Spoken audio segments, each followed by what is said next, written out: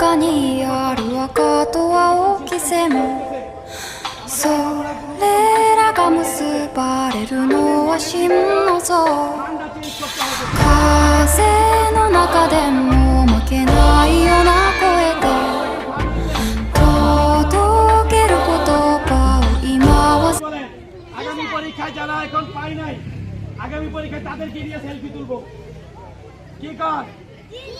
আমরা যারা এখানে পাইছি না তারাও কিন্তু অপেক্ষায় আছে, সামনের পরীক্ষায় তাদেরকে নিয়ে সেলফি তুলবো।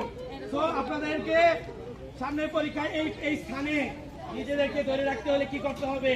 হার্ড ওয়ার্কিং করতে হবে, সাপ্তাহিক পরীক্ষার গুরুত্ব দিতে হবে। বাবা, কাজ বা এই পুরস্কার সামান্যতম জিনিস, কিন্তু নিজের জীবন যে গড়তেছ লেখাপড়ার মাধ্যমে সেটা যেন উত্তরোত্তর আরো সামনের দিকে যায়, সেই চেষ্টাটা আমরা চালিয়ে যাব। আর গাছ হচ্ছে নির্মল একটা বন্ধু, যার কোনো একদম পরম বন্ধু প্রয়োজন, তার গাছ সাথে সম্পর্ক থাকা দরকার। এই যে প্রচুর একটা বাতাস আসছে, অক্সিজেন আসছে, কে দিতেছে? তাই এই গাছটার পরিচর্যা করবেন। শুনেন, আজকে বলি, এই গাছটা লাগানোর জন্য আপনারা কি করবেন?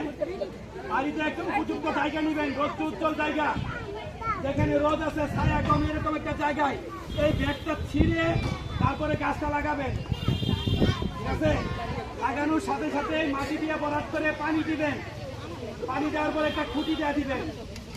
6 মাস পরে এই গাছটা যখন একটু বড় হবে, প্রয়োজন হলে সেগুন গাছের একটা সুবিধা কি জানো? একটা নির্দিষ্ট ডেমি, এই যে এখানে একটা আছে, হালকা উপর থেকে কাটা দিবেন, পরে যে এখান থেকে যে গাছটা হবে ওই গাছটা বড় হয়।